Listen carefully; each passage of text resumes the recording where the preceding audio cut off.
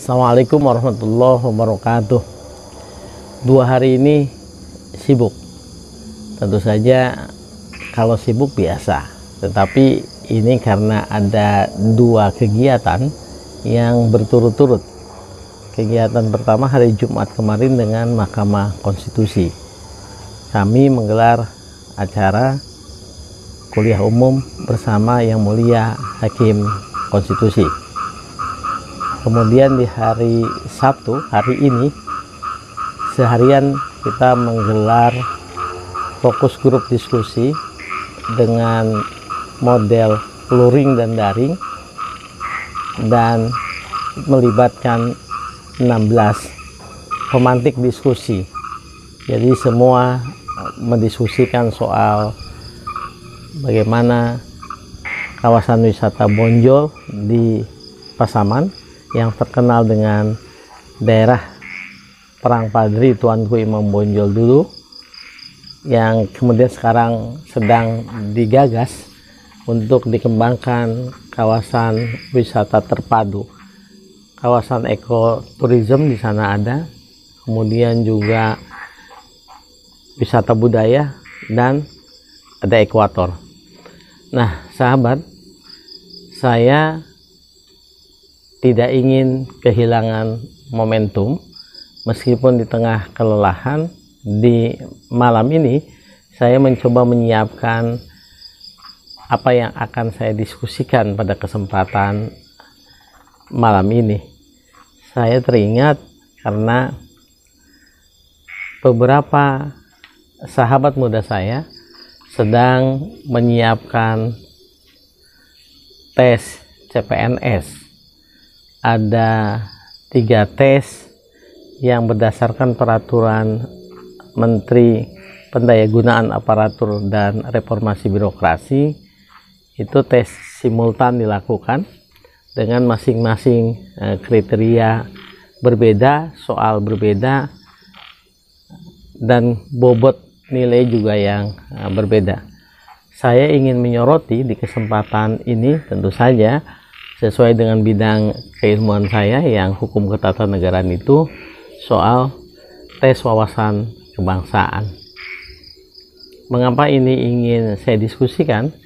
Karena dicoba melihat di Google pencarian, ada beberapa model soal dan contoh jawaban. Ada yang menyebut dengan istilah kisi-kisi, ada juga yang menyebut bocoran soal, ada yang menyebut latihan. Sahabat pembelajar, sahabat muda, saya ingin memberikan tip. Tip itu tentu berdasarkan pengalaman saya melewati proses ujian demi ujian sejak mulai sekolah dasar menengah sampai kemudian di perguruan tinggi, dan melewati itu semua. Tipnya adalah yang pertama, tidak ada sesuatu yang instan. Karenanya waktu yang pendek ini benar-benar digunakan untuk terus membaca di berbagai kesempatan. Apa yang dibaca tentu saja yang berkaitan dengan tes wawasan kebangsaan ini adalah soal pengetahuan yang terbaru mengenai sistem ketatanegaraan Indonesia. Jadi sahabat muda bisa menyimak dengan Google pencarian itu Undang-Undang Dasar Negara Republik Indonesia tahun 1945 setelah diamandemen, setelah perubahan pertama, kedua, dan ketiga serta keempat itu. Ada kompilasinya. Sekalipun naskah kompilasi itu tidak resmi, tidak kemudian disebut atau dimuat dalam satu dokumen negara, bisa saja kita melihatnya kompilasi gabungan dari naskah perubahan itu. Yang tanda bintang 1 itu perubahan pertama, ada tanda bintang 2 itu perubahan kedua, tanda bintang 3 perubahan ketiga, dan bintang 4 perubahan yang keempat. Kita baca pasal demi pasal. Sebelum itu tentu saja kita harus membaca juga pendahuluan. Saya punya tip yang kedua, bagaimana cara membaca yang baik.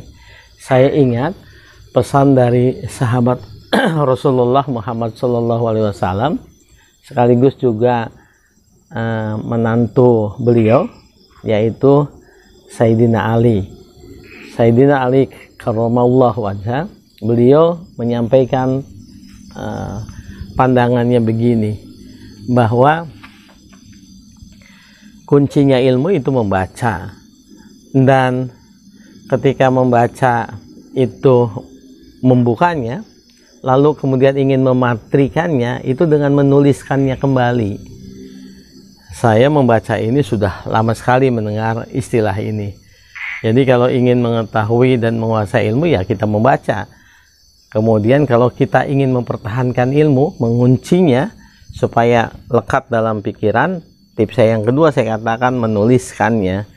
Jadi sahabat muda, untuk persiapan besok ujian, ketika sudah membaca mukadimah pembukaan Undang-Undang Dasar 1945, kalau mungkin itu menuliskannya. Kalau ada teks yang di print out gitu, dicetak, maka ketika menyebut pembukaan Undang-Undang Dasar 45 bahwa sesungguhnya kemerdekaan itu ialah hak sebangsa dan oleh sebab itu dan seterusnya, lalu dikasih tanda. Oh, ternyata alinea pertama itu menyebutkan bahwa bangsa Indonesia meyakini bahwa kemerdekaan itu hak segala bangsa, dan karenanya penjajahan di atas muka bumi harus dihapuskan karena tidak sesuai dengan perikemanusiaan dan seterusnya. Lalu kemudian di alinea kedua bicara apa? Ketika bicara dan perjuangan pergerakan kemerdekaan Indonesia telah mengantarkan rakyat Indonesia ke depan biru, itu disebutkan bahwa perjuangan pergerakanlah yang mengantarkan rakyat Indonesia ke depan pintu gerbang kemerdekaan. Diberi catatannya, oh ternyata alinea kedua bicara ini. Alinea ketiga bicara apa? Ada ternyata atas berkat rahmat Allah, ada penyertaan Allah, ada penyertaan Tuhan. Di sana disebutkan, dikasih tanda yang penting-penting. Lalu alinea keempat, ketika bicara tentang apa? Oh, dibaca pelan-pelan. Bicara tentang tujuan bernegara. Tujuan bernegara itu hendak diwujudkan dengan kita mempunyai undang-undang dasar, dan undang-undang dasar itu ternyata harus berdasar pada sila-sila dalam Pancasila. Alinea keempat itu bicara soal tujuan negara, soal kemudian ada undang-undang dasar, soal kemudian undang-undang dasar itu berdasarkan pada prinsip-prinsip yang ternyata itu ada prinsip Pancasila. Dibaca lagi, kemudian dicatat di sebelah pinggirnya. Itu yang kedua. Yang ketiga, setelah kita membaca, menyiapkannya, lalu kemudian mencatatnya, mengulangi lagi, dan kalau bisa ada kesempatan kita mencoba untuk berorasi seolah-olah kita sedang akan berpidato atau seolah-olah kita mengajar. Nah, baca pendahuluannya atau pembukaan Undang-Undang Dasar 45 yang 4 alinea, baca pasal 1 sampai pasal 37, lalu kemudian dicatatnya di pinggir, lalu kemudian diulang lagi dengan membacanya. Sahabat pembelajar, sahabat muda, setelah 3 ini saya ingin menyimpulkan bahwa sebetulnya TWK itu rata-rata, tes wawasan kebangsaan maksud saya, rata-rata soalnya satu dengan lainnya itu ketika ada A, B, C, D agak mirip-mirip. Tetapi kita jangan terjebak. Rata-rata bilang, Pak saya tidak lulus tes wawasan kebangsaan itu, selisih nilainya sedikit saja. Karena satu dengan lainnya jawaban hampir sama. Bukan sama sebetulnya. Tetapi karena kita kurang mendalami dan tidak paham konsep. Dari ketiga hal itu yang tip-tip saya, sebetulnya hukum itu, hukum tata negara itu dan hukum pada umumnya, pegang konsepnya. Itu yang penting. Apa yang dimaksud dengan pegang konsep? Saya berikan contoh saja sederhana. Ketika menyebut bahwa negara Indonesia adalah negara hukum, negara Indonesia adalah negara hukum pasal 1 ayat 3 di Undang-Undang Dasar. Kemudian ada soal yang mengatakan bahwa Indonesia adalah negara hukum. ini berada di sebelah mana di Undang-Undang Dasar. Kemudian disebutkan A dalam pembukaannya alinea ke ini, B dalam ininya, C ketika menyebutkan misalnya pasal 1 ayat 3, maka jelas, dan soal itu tidak ada penafsiran lain karena harus membaca baru tahu. Nah, kemudian ada jenis soal yang kedua yang kadang-kadang bukan jebakan tetapi untuk melihat presisi kemampuan kita. Misalnya soal apa? Soal implementasi dari Pancasila. Ada soal misalnya begini menyebutkan, hal-hal di bawah ini berkaitan dengan sila kedua di dalam Pancasila. A, yang A-nya misalnya kita mengajak tetangga kita untuk menjalankan ibadahnya sesuai dengan kepercayaannya. Kemudian B, kita menengok orang sakit sekalipun dia sakit COVID misalnya. Kemudian C, jawabannya kita melakukan gotong royong di sekitar kita. D, kita menghormati adat istiadat dari sahabat atau warga yang berbeda. Kemudian E, kita memberikan sumbangan ketika ada bencana. Seolah-olah semua jawaban itu sama, tetapi kalau disigi satu-satu maka jawabannya E, ketika memberi kita sumbangan kepada warga masyarakat di tempat lain yang sedang ditimpa bencana. Karena sila kedua itu bicara soal pri kemanusiaan, ya, bicara soal kemanusiaan yang adil dan beradab. Adabnya kita punya kemudian kebiasaan untuk saling berbagi itu.